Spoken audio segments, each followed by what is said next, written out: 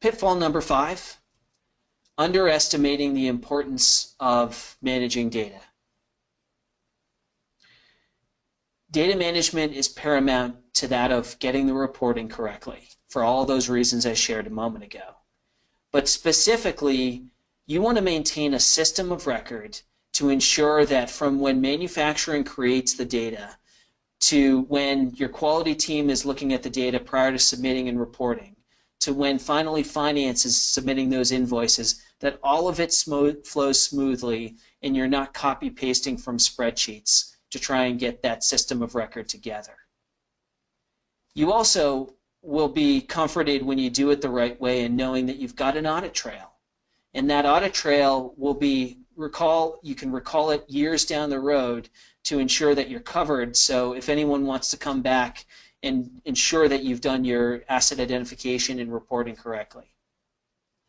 You can track and trace also those same very assets or items within your own possession before they go out the door and get relieved from your custody.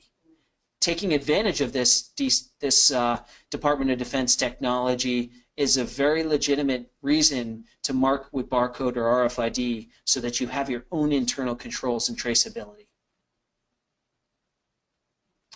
With a system of record in place, you can analyze the data and start seeing trends about the kinds of products and perhaps the locations that they're shipping to. You can report against all of this for anyone else in your organization who may also need to be and will want to have validation that it's all going according to plan. And then sometimes you may be using it in a production or workflow environment where you're seeing the use of auto ID, and it will allow you to optimize things such as where are there bottlenecks happening, or is there a way to better identify the movement of these assets through our facility. Government furnished property reporting requirements continue to be as complex as the chart as you see below. So depending upon the kind of transaction that's happening at this point, you may be submitting it to iRAPT or the IUID Registry or one or the other, depending upon whether it's a UID item or whether it's serially managed or non-serially managed.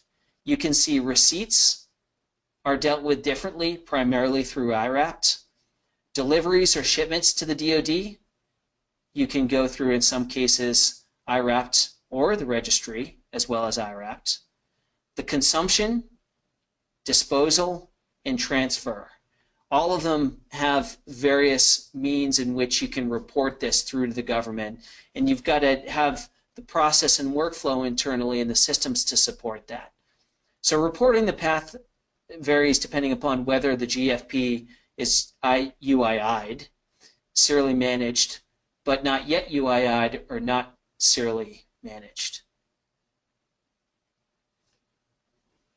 So here's another perspective as to why data is so important. If you consider this cloud to be the government system in which you're submitting data, you've got contracting and program management data, along with finance, warehouse and shipping, property management, QA data, along with manufacturing, all coming together in a common system that needs to seamlessly send shipments, invoices, property, and assets or products up to the registry.